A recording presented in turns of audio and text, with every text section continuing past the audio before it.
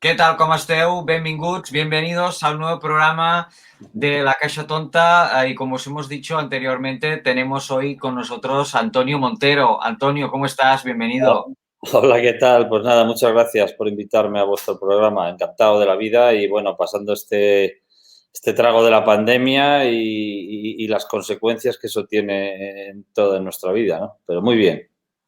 Antonio Montero, tras graduarse en el Instituto Ramiro de Maeztu, que ya ha llovido de Sí. eso, se licenció en periodismo en la Universidad Complutense de Madrid e inició pues, su trayectoria profesional en el 86 entrando en la agencia de noticias Corpa.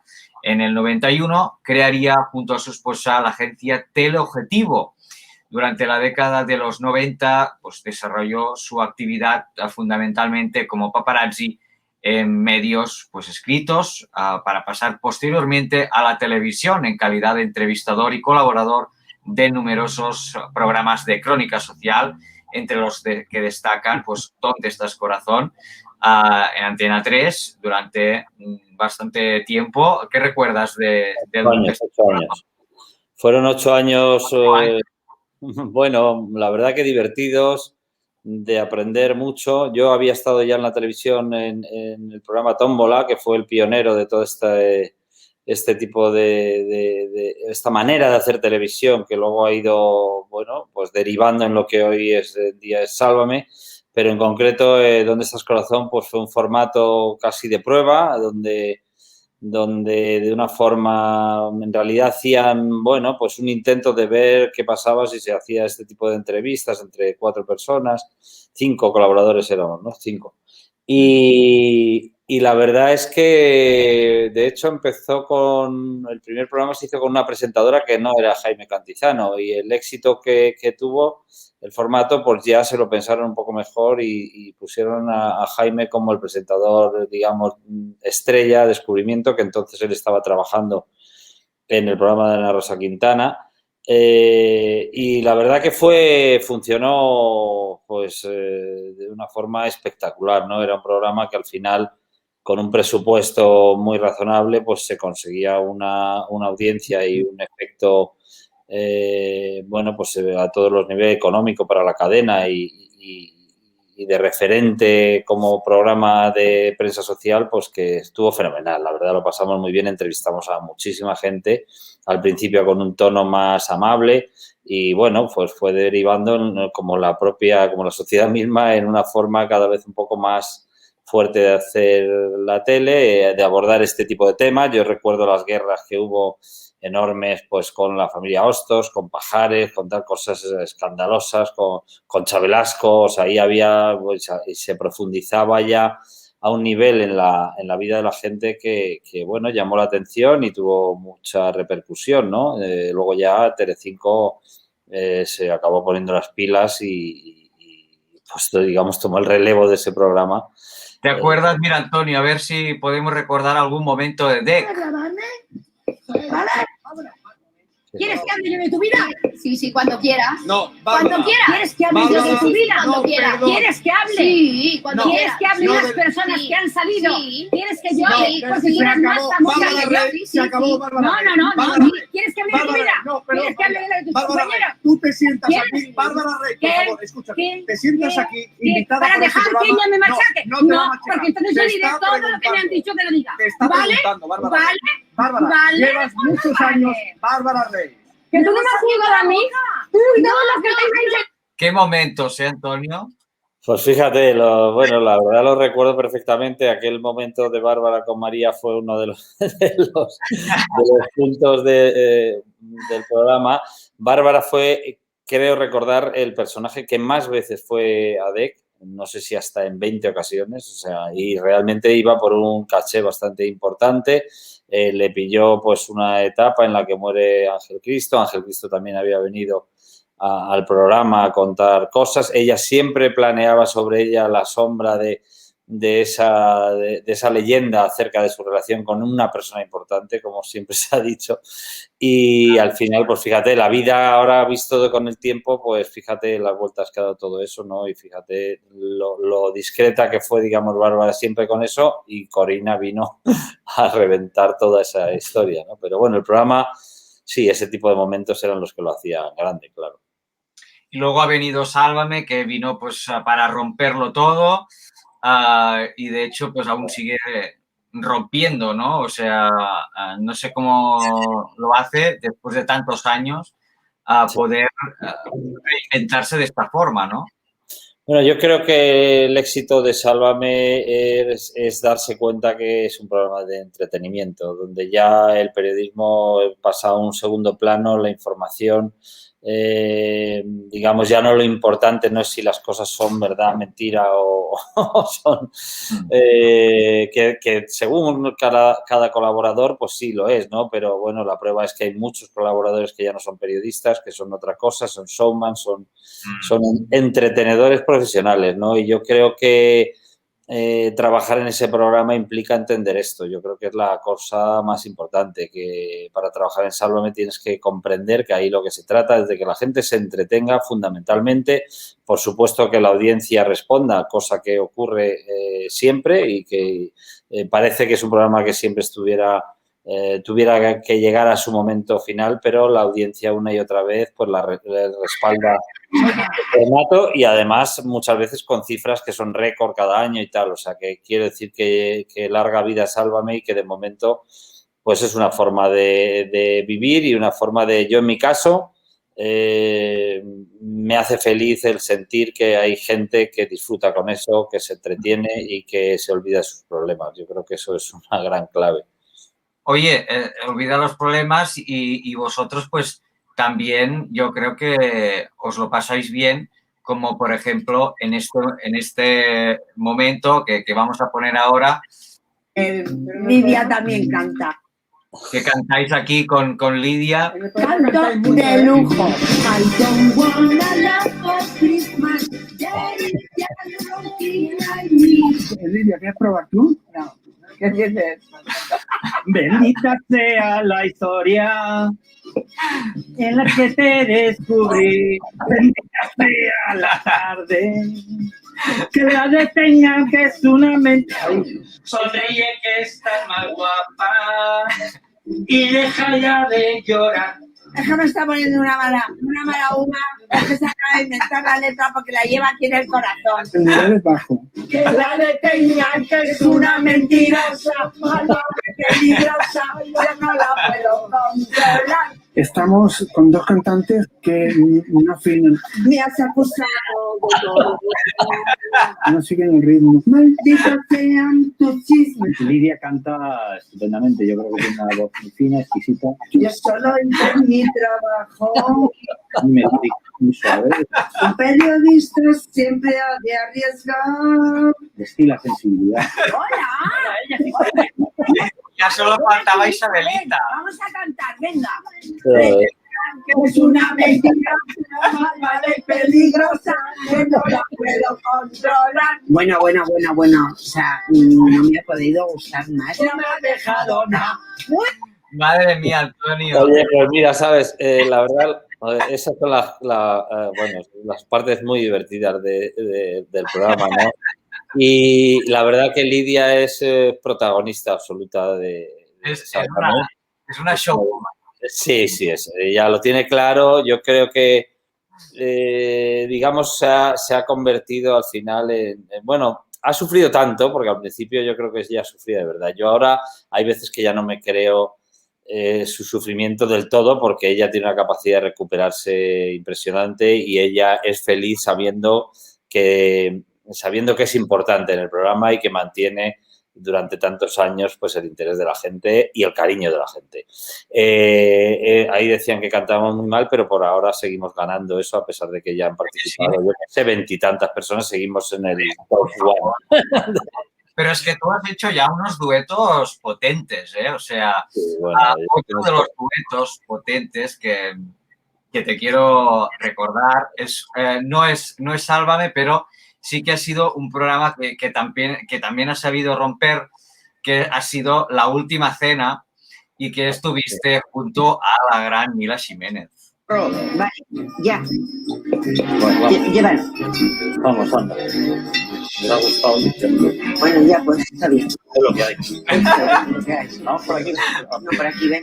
Anabel Pantoja, que trae comida por si acaso en el bolso. Ya. Fue buenísimo. Yo que ya me he comido 2 patatitas. La última cena, sí, ¿no?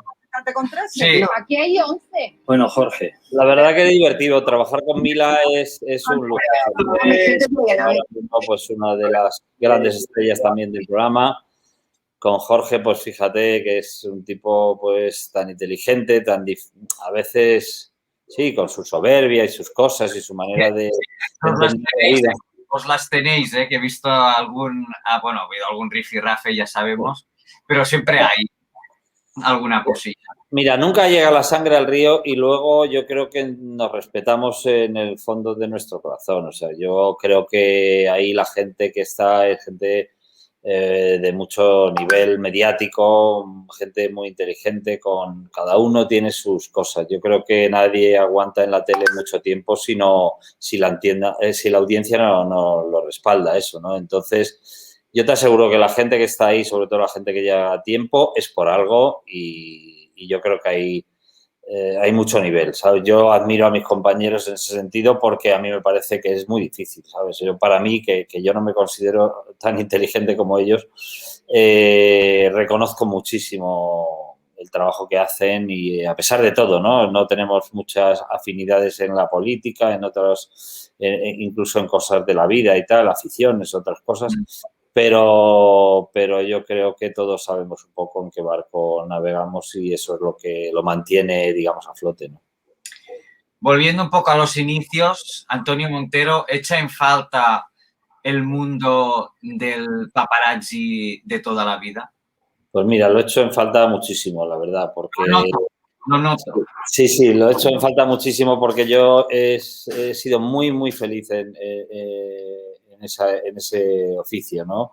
Es algo que descubrí de una forma casi casual porque estaba casi terminando la carrera cuando empecé a trabajar en esa agencia Corpa, que hoy día está integrada en esta agencia, macroagencia, la agencia más importante que hoy en día en España de eso, que se llama G3. Pues esa agencia estaba naciendo en aquel momento, yo nací con ella. Estuve ahí durante 4 o 5 años tomando buena nota de en qué consistía aquel trabajo y luego fundé mi propia agencia y la verdad que he sido feliz, te digo, porque he viajado por todo el mundo haciendo reportajes que eran grandes scoops, que estaban muy bien pagados y que requerían mucho esfuerzo, mucha astucia, mucha tecnología también, tener buenos equipos, pero que a mí me daba la vida porque eso me daba la oportunidad pues, de conocer lugares, de conocer gente, de pasarlo mal muchas veces porque eran muchas horas de espera, pero que la recompensa siempre era buena, ¿no? Siempre volvía a casa con lo primero con las fotos en la mano, con el reportaje, sabiendo que iba a recuperar el dinero que había invertido en ese viaje y que además iba a ganar dinero para 2 o 3 meses, porque en esa época se ganaba mucho dinero con esto, ¿no? Yo lo comparo ahora con los influencers, ¿no? Yo creo que los influencers de hoy ganan ese dinero que entonces en la sociedad, en aquella España, pues se ganaba haciendo reportajes. Era un trabajo que la gente decía o le parecía exagerado el dinero que se manejaba con eso por una cosa que al final por hacer una foto decían, pero no era hacer una foto, requería... Era trabajo previo que había detrás. Sí, claro, o sea, y llegar a la noticia, tener la información, el hilo del que tirar, que yo siempre hablaba de ese hilo, que a mí con muy poquita cosa pues siempre me daba la pista para ir profundizando en el reportaje y a base de muchas horas pues llegar a lo mejor eso, a una luna de miel o a un noviazgo que se veía, pues no sé, de unos personajes que se ven en Nueva York o Miami o en París o en Sudáfrica o en donde fuera y a veces eso era la pera, o sea, yo siempre iba acompañado, yo he sido de trabajar mucho en compañía de algún paparazzi también, de los que siempre he aprendido, ellos también en su medida han aprendido de mí y siempre hemos hecho buenos tándem y la verdad eso lo he hecho muchísimo de menos, o sea que siento que es algo que de alguna forma se está acabando. estoy siempre disponible para hacerlo hoy, ¿eh? O sea, que si hoy a mí me surge algo, yo lo hago. Yo no, ¿sabes? El problema es que ahora es muy difícil que surja la información. En la pandemia, imagínate que la gente viaja poco, prácticamente no hay una noticia, pues no sé, la última noticia importante que ha habido de este tipo, de las que yo busco, pues ha sido la separación de Bertín Osborne, que yo creo que así es. Pero fíjate cómo se ha hecho, pues al final Bertín ha hecho un comunicado para todo el mundo, entonces ese tipo de... Fíjate que yo empecé con Bertín precisamente haciendo un reportaje de él con una chica con la que salía, a punto de romper su matrimonio. Y bueno, pues así empecé ese fue el primer reportaje importante que hice en mi vida. Y aquello me dio alas para continuar y para la verdad estoy muy agradecido a esa profesión. Echas en falta, bueno, yo al menos, porque mira, a mí también me gusta mucho el mundo también, pues rosa y tal. De hecho, pues también me han encargado este año una sección en alguna emisora de radio y echo en falta porque una de las condiciones que puse y que me pusieron a mí es, por favor, habla de famosos de verdad. en el sentido de que ahora los famosos, para mí, en algunos aspectos son famosillos, ¿no? O sea, salen de un programa de televisión y no tienen el caché, para mí, O sea, que sí está muy bien para entretener y todo lo que tú quieras, pero, ostras, os he hecho reportajes de grandes artistas, de gente consolidadísima que hoy día esos artistas forman ya parte de la historia de este país, ¿no? Y en cambio, estos famosillos, que les decimos así cariñosamente, lógicamente van a pasar sin pena ni gloria. Sí, está claro que la prensa que se hace ahora o el interés que tiene la gente en ciertos personajes son personajes que no pasan nada en la historia, eso está claro. Pero que como este carpe diem, esta idea de vive el momento, de que ahora mismo todo se usa y se tira, todo dura poco tiempo. Y yo creo que en ese sentido los propios famosos están en esa... ¿Qué ha pasado? Que al calor, digamos, del dinero que manejaba esta profesión con aquellos famosos de los que tú hablas, pues que podían ser Rocío Jurado, Rocío Dúrcal, o podían ser actores de cine, o podían ser presidentes de gobiernos, o podían ser, o podían ser grandes escritores, o podían ser, pues que al final, y grandes empresarios, ¿no? También, la gente aprendió a adaptar eso a su negocio. Los famosos, algunos de aquellos empezaron a ganar dinero, digamos, a costa de ir dando un paso más allá, ¿no? Es lo que te comentaba antes, como ocurrió con estas familias que hablábamos, con Jaime Hostos, que había sido un gran torero, pero que, claro, ya dio un paso en la pelea, digamos, fratricida con sus hijos, pues unas discusiones descarnadísimas y aquello funcionaba tan bien que otros aprendieron a manejar eso y hoy en día aquellos que aprendieron son los que casi se han comido toda la tarta, ¿no? Porque en las revistas del corazón hoy en día ya queda muy poco rastro de aquellos famosos de los que tú hablas, de aquellos famosos que eran famosos por algo importante y cada vez funcionan más pues estos de mujeres, hombres y viceversa, estos realities que son los que están alimentando ahora mismo y de hecho hay una revista que es la revista Lecturas que conocéis muy bien en Cataluña porque lleva muchísimos años y que la revista está prácticamente desmarcada de esa fama que tú reclamas y mucho más centrada en el Sálvame y todas las consecuencias del Sálvame. Hoy en día casi Sálvame se alimenta de las entrevistas que aparecen en esa revista y la revista, por supuesto, pues busca a los personajes que están en Sálvame y le funciona. Y eso ha hecho que otras revistas del sector pues estén, que se resisten a entrar en esa dinámica, pues bueno, de alguna forma se resienten sus cuentas de resultados, lógicamente, porque también la publicidad está más centrada en el influencer, en otro tipo de gente, en una publicidad más directa, de más impacto puntual en donde quieren llegar y cada vez en las revistas les cuesta más trabajo tener un anuncio y al final todo esto, por eso yo creo que estamos viviendo de alguna forma el final de las revistas El final de una era. Algún día vamos a volver a hablar o a que sea interesante la vida de esos famosos que tú dices, ¿no? No lo sé, no. O sea, a mí sí me gustaría porque eso es donde yo me he movido bien, ¿no? Hoy a mí, yo por ejemplo nunca he hecho reportajes a gente, sí he hecho en poquísimas ocasiones. Desde luego no le he hecho a mis compañeros. O sea, que yo no hago fotos de María Patiño, ni de Gemma, ni de, no sé, de Gustavo, ¿me entiendes? Porque me resultaba... Y, sin embargo, creo que había dinero ahí, que evidentemente podía haberlo trabajado eso y hoy estaría, pues, seguramente mejor de dinero, ¿no? Pero no he sido nunca de hacer ni a Matamoros, ni a Belén Esteban, ni a... O sea, no, porque aunque me ha importado mucho el dinero, es decir, que yo he trabajado por dinero, sería...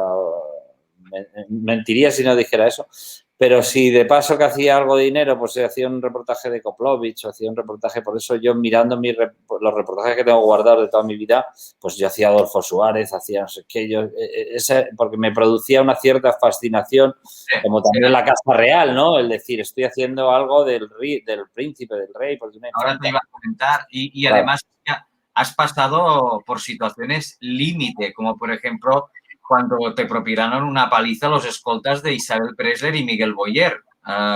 Claro, bueno, pues sí, yo siempre he recordado que yo, digamos, he cobrado 2 veces en mi vida, una vez de manos de Francis Franco, que no me agredió físicamente a mí, sino que me rompió la cámara a raquetazos, porque, bueno, la cámara, que era una gran cámara con un teleobjetivo muy grande, pues lo puse un poco de parapeto para que no llevarme los golpes yo, y entonces endiñó la cámara y tal. Y luego esto de la Preisler, pues fue porque yo también he sido muy atrevido y si cuando era joven es que no tenía límites casi, ¿no? Y entonces un día echándole un poco de cara dura, pues me metí, aprovechando una reunión que había en casa de Isabel Preisler, me metí en la casa confundiendo un poco a todo el mundo, porque los que iban a la reunión pensaban que yo era un fotógrafo de Isabel Preisler y Isabel Preisler pensó que yo venía con los de la reunión y al final yo me puse ahí, les hice fotos a todos dentro y tal, y qué cuando Isabel se enteró, porque la llamé yo, de hecho, cuando salí de la casa y yo le dije, oye, Isabel, que perdona que es que me he colado, le he echado un poquito de cara y tal, pero que yo no venía con esta gente, yo no sabía ni quiénes eran, o sea, y entonces ella, pero no me lo puedo creer, pero mis escoltas, no sé qué, ¿dónde están mis escoltas? Y entonces ella se enfadó muchísimo y a los escoltas les debió regañar una barbaridad. Y entonces uno de esos escoltas, poco tiempo después o un año después o tal, pues siempre me estuvo esperando, ¿no? Y cuando fue la comunión de Tamara Falcó en casa del Marqués de Griñón, pues yo allí un poco arrastrándome sin saltarme ninguna valla, pero me acerqué a la casa donde se producía, que era una avión exclusiva de Lola y tal, y yo entre los viñedos de aquella finca escondido y tal, pues hice unas fotos y cuando salían de la casa, cuando andaban alrededor, yo no entré en la casa, evidentemente, era ya demasiado, ¿no? Pero me pilló un guarda, el guarda se lo dijo a los escoltas de Isabel y entonces ese escolta vio el momento ideal para darme una paliza y así hizo, bueno, me pegó una serie de puñetazos. Yo nunca lo denuncié porque al final también pensaba que, bueno, que yo cuando me arriesgo, pues ya sé que si pierdo, si me pillan, pues es el precio que pago, ¿no? Entonces, bueno, tampoco le guardo ningún rencor. Él me pegó con lo que pudo y yo tampoco, en fin, no soy muy de pegarme con nadie, con lo cual tampoco me defendí demasiado. Y allí me dejó medio tirado en el suelo, sin respiración y tal, pero bueno, luego ya todo pasó. Son cosas que... También te digo que aprendí a esconderme mejor para que ya no me pillara nunca más. O sea que... De todo se aprende, ¿no? En esta vida. Exactamente. Y también con Eva Sanum, también tuviste algunas cosillas porque... Bueno, ¿no? con Eva, pero no de pegar, ¿eh? Con Eva, pues yo con Eva fue una época muy buena de la vida, donde todavía la prensa no se le veía el final. Y eran años un poco, bueno, donde empezaba, digamos, yo creo que hasta esos reportajes son los mejores que hice en mi vida, ¿no? Luego ya ha sido siempre puntualmente y tal, pero Eva Sanum, lo que pasa es que yo había hecho al Príncipe con todas sus novias, desde Isabel Sartorius, la Estaba- dirijo ¿no? G. Howard en Estados Unidos, me fui a Nueva York un montón de veces y descubrimos ahí un montón de cosas. Y luego, pues claro, lógicamente cuando aparece en su vida Eva Sanum, pues para mí ya no había otra cosa que hacer. O sea, prácticamente dejaba todo y me centraba todo lo que pudiera en la medida de lo posible en aquello. Y claro, cuando supimos dónde vivía Eva, pues yo viajaba a Noruega con mucha frecuencia, ¿no? Y hice muchos reportajes de ella. Al principio ella no entendía muy bien dónde estaba. Yo creo que a ella le sorprendió muchísimo en la prensa, la voracidad, digamos, de la prensa española. Al final, yo un día sí acabé ayudándole a hacer una mudanza, porque un día que la veía que iba con un mueble en el coche que no podía con él y yo estaba escondido, ya no sabía que yo estaba ahí, pero me dio tanta, no sé, verla allí, ¿sabes?, intentando coger el mueble, que ya me bajé del coche y le dije, hola, tal, te he hecho una mano y tal. Y la verdad, ella se quedó un poco sorprendida, pero me dejó que la ayudara y le subí el mueble a su casa, ¿no? Y luego pues le dije que era periodista y que me perdonara por estar siempre, digamos, al acecho, ¿no? Yo, esa parte de molestar a la gente siempre me ha pesado, o sea que no he entendido que, oye, que meterte en la vida a mí no me gustaría que me lo hicieran, de hecho, o sea que quiero decir que yo entiendo ahí a los famosos y por eso cuando he estado escondido sin que me vean y bueno, al final todo se ha reflejado en unas fotos que han salido en la revista, pues he procurado que no fuera muy dañino, ¿no? Porque no estropearle unas vacaciones a la gente o ponerle nervioso, sacarles de quicio, hacer que corran con un coche, no sé, cosas de esas a mí nunca me ha gustado. Por eso he preferido siempre hacerlo pues sin que me vieran, que es donde mejor y consigues las fotos buenas, donde consigues un testimonio de la verdad porque el personaje no le afecta nada a tu presencia porque no sabe que estás. Y entonces se comporta como es y ahí es donde yo creo que le da grandeza a este trabajo, ¿no? Por eso digo, cuando se trata de algo que sea de interés público y que esté refrendado por lo que el periodismo debería ser, ¿no? Ahora, como te decía al principio de la entrevista, creo que la función mía como periodista ya no es informar, sino que es más bien entretener. Y entonces estoy entre dos aguas, pues en el recuerdo de que para mí la información es sagrada, la verdad, y procuro dar la información siempre contrastada y siempre siguiendo las normas de lo que respeto a mi trabajo, pero también entendiendo que si me tengo que salir de mi raya, digamos, de esa dignidad de la que parecía estar revestido cuando trabajaba, pues ahora ya no me importa tanto. Creo que se puede hacer un trabajo muy digno, pues divirtiéndote, entrando en ciertos asuntos un poco más tal, pero que a mí me cuesta trabajo y que se me nota, creo. Uno de los recuerdos que supongo que, bueno, que yo al menos tengo también y que tú tendrás, pues todos los que has vivido, pues con los miembros de la Casa Real, pero quizá uno de los capítulos más llamativos, por ejemplo, de tu vida profesional sea también el tema de las conversaciones que mantuviste con una mujer a la que llamas Bella en un libro que yo he leído, que por cierto me gusta mucho, Paparazzi Confidencial, historias de una profesión maldita. No sé. Oye, veo que te lo has preparado bien, y te lo agradezco. O sea, No, porque me gusta mucho y te sigo desde hace mucho tiempo, ya lo sabes. muy bien. Oye, pues sí, pues le tuve que poner Bella, yo no quería, yo hubiera puesto el nombre sin ningún problema, pero le tuve que poner Bella porque la editorial en ese momento no se atrevía no quería tener problemas, ¿no? Y como estábamos hablando de la Casa Real y como siempre, ¿no? Pues al final eso era pues un límite que ellos quisieron poner para que no dejar el atisbo a la polémica. Yo, de quien hablaba, se sintió aludida, me llamó, me insultó incluso, me escribió algún mensaje como diciendo que yo quién me creía para hablar de cosas que no me pertenecían, que era su vida y tal. Bueno, al final yo soy periodista y creo que tengo todo el derecho a hacer las cosas, pero en este caso, como era un libro y no era un artículo de prensa, pues bueno, se quedó así. Eso es solo una pincelada de una historia de la que tengo muchísima información y que espero que algún día poderla sacar con toda su importancia que tiene, ¿no? Porque creo que ahí un poco todos los personajes que participan ahí en eso pues quedan retratados, cada uno desde su lugar, ¿no?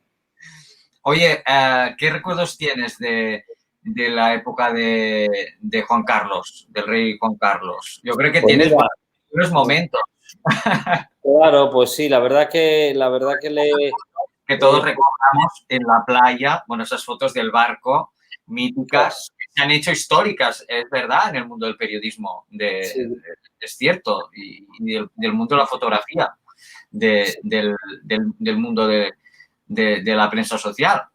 si te refieres a las fotos del rey desnudo. Sí, esas pasadas dieron la vuelta al mundo, pero Sí, muchas tiene más. la vuelta al mundo aún saliendo con, bueno, en una revista italiana, porque en España no pudieron ser vendidas. En realidad, las fotos buenas las seguimos teniendo guardadas y creo que se podrán ver algún día, creo, porque sí, son parte de la historia, pero son parte de la historia no por el morbo de ver al rey desnudo, que era No, una cosa un poquito secundaria para mí, sino por el hecho de que el rey, bueno, que en aquella época existía pues la ETA, de hecho tuvo un intento de atentado en Mallorca, allí se desplazaban 700, 800 policías para protegerle su intimidad y luego él, o sea que ahí por un lado falla un poco la seguridad, ¿no? Porque esas fotos las hacemos 5 personas. 6 personas en concreto, pero 5 agencias. O sea, había una agencia que había 2 personas y el resto era una de cada agencia, entre 5 agencias. Pues allí llegamos hasta ese punto que se supone que estaba tan vigilado como para hacerle unas fotos en esa situación al rey. Es decir, que nadie hubiera consentido eso. Ellos ponían todos los medios para que eso no se produjera. Y fíjate lo buenos que éramos los paparazzis, lo finos que trabajábamos en aquel momento, que conseguimos llegar a ese sitio que era como insólito, porque era un acantilado altísimo. Me acuerdo que era un sitio que se llama Camp de Mar y era un acantilado de muchísima altura, ¿no? Al borde del acantilado, el barco estaba muy pegado al acantilado. ¿Perdona? Que yo he visto las imágenes de las rocas que habían allí, eran brutales, porque el otro día, precisamente no hace mucho, también en Viva la Vida, pues Marisa contaba también un poco las aventuras. Sí, sí, sí. Claro, entonces el barco lo habían pegado mucho al acantilado precisamente para que no lo descubriéramos por mar, digamos, el barco, pero desde tierra, pues nosotros que lo teníamos que seguir andando, vamos, lo seguíamos en coche como podíamos. En esa época no teníamos barcos. Habíamos desarrollado un instinto para seguir el Fortuna cuando salía del puerto porque iba toda mecha, eso era un barco que era alucinante, los caballos que tenía, navegaba 43 o 44 nudos, que es una burrada en el mar, es una velocidad 70 por hora o aproximadamente 80 por hora, entonces en el mar un barco a 80 por hora es impresionante, ¿no? Y era muy fácil perderlo, porque cuando él daba la vuelta a cualquier cabo, pues ya no sabías qué había pasado, cuando tú llegabas allí ya no estaba y luego búscalo por toda la isla.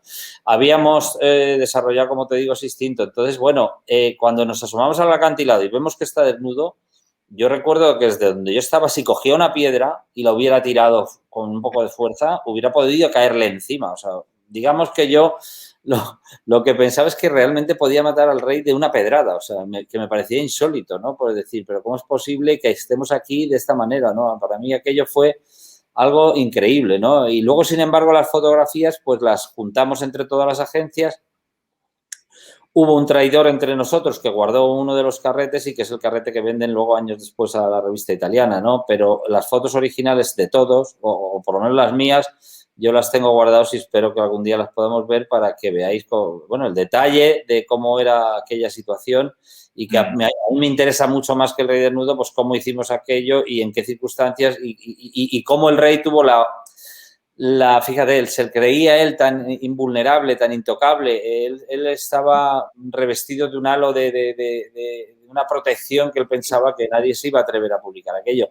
Y realmente tenía la tranquilidad en el mes de agosto, sabiendo que había allí, yo que sé, 30 o 40 paparazzis que nos desplazábamos cada año, pues de ponerse desnudos, o sea, que era un atrevimiento que le pudo costar caro. No le costó porque tenía razón en que los medios de comunicación entonces le respetaban de tal manera que aquello era impensable que se pudiera publicar en España, ¿no?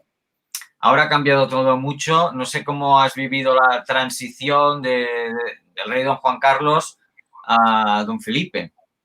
Pues si te digo la verdad, la he vivido con disgusto, porque yo a pesar de todo y a pesar de haber visto siempre al rey digamos, en unos excesos y en unas confianzas y en unas y haber participado de alguna forma de esa vida que ha tenido tan a cuerpo de rey en realidad, digamos, dedicando a su trabajo la atención que el trabajo necesitaba, pero que no le impedía tener mucha parte del día, mucha parte del tiempo, muchas vacaciones, muchos viajes, muchos desplazamientos a sitios, hacer un poco lo que le daba la gana. Y entonces él supo concentrar, yo creo que rodeado de gente que le sirvió y que le asesoró bien en su momento, unos con más acierto que otros, pero que él sabía, digamos, que su trabajo consistía en detalles, ¿no? O sea, al final era en decisiones importantes en las que estuvo acertado y que consiguió, pues con esto, conseguir para España estos contratos millonarios que a los empresarios y a todo el país le venían muy bien. O sea, él supo ser como diplomático, de poner su punto en su momento definitivo, pues para entrar en la Unión Europea, pues para, o sea, asesorar a los presidentes del gobierno en la medida que él tenía muchos contactos internacionales de mucho valor. Quiero decir, él hizo un gran labor en eso que hoy no se le reconoce tanto y yo sí lo reconozco, pero luego él tenía una cara dura. Sí. Que claro que le daba la gana. O sea, yo me lo he encontrado, lo he seguido, pues esquiando en Suiza, esquiando en, ¿sabes? Viviendo con un avión privado, pues yéndose a comprar chocolate a Ginebra o haciendo lo que le daba la gana, de caza, por supuesto, cazando en los mejores sitios del mundo, con aviones pues en leyendas, que algunas de las leyendas que conservo pues son brutales porque le pillaban pues a lo mejor hasta de caza en medio de una guerra y tenían que hacer ahí una operación para sacarle de allí como fuera, se iba sin permiso de los presidentes, o sea, él pensaba que podía hacer lo que quería y de hecho cuando se le pilla en lo de Botswana y dice lo siento, me he equivocado, no volverá a ocurrir, yo creo, siempre he creído que se refiere más al hecho de haberse ido sin el conocimiento del presidente del gobierno, ¿me entiendes? Que de repente le pueden necesitar para algo, no hay que olvidar que ha sido jefe del Estado. Entonces, oye, que el jefe del Estado estuviera fuera de caza en un sitio con una señora y que ni siquiera el presidente del gobierno supiera eso y que se enterara pues por un detalle de un accidente, de, ¿sabes? De una fractura y todo eso. Sí. Eso yo creo que para él era o sea, demostraba una falta de responsabilidad, yo creo, en realidad, en su cargo, que es lo que le ha costado todo, ¿no? Y es lo que le ha hecho, digamos, quedar muy en evidencia ahora, ¿no? Y a mí lo veo desde un poco la tristeza. Creo que el rey actual lo tiene muchísimo más difícil, infinitamente más difícil que él. Desgraciadamente para él y para su familia y para Leticia, que no sé si cuando se casó pensaba que iba a ser una vida de reina, porque es durísimo, ¿eh? Yo te aseguro que el trabajo que hacen ahora y cuando además tampoco pueden dar un paso en falso, porque cualquier cosa... A la mínima ya crucificado. Claro, y eso es lo que Juan Carlos no vivió. Juan Carlos vivió, pues como te digo, que es que se podía permitir lo que le diera la gana. Y todos esos... Claro, y todas esas partes positivas que tenía ese rey, ahora la reina doña Leticia y el rey no hacen nada más que currar y meterse en su casa y al final yo creo que es una vida mucho más desgraciada. La verdad que yo creo que, no sé, pero no sé cómo poderles ayudar en ese sentido, porque por mi parte como paparazzi, si yo desde luego me enterara de algún momento de intimidad, digamos, de unas vacaciones en las Seychelles, estaría encantado de hacerles una foto. Ya te digo. Sí. Y para ir terminando, otro día ya te volveremos a invitar, que ya sabes que estás aquí como en tu casa. Muy bien, claro.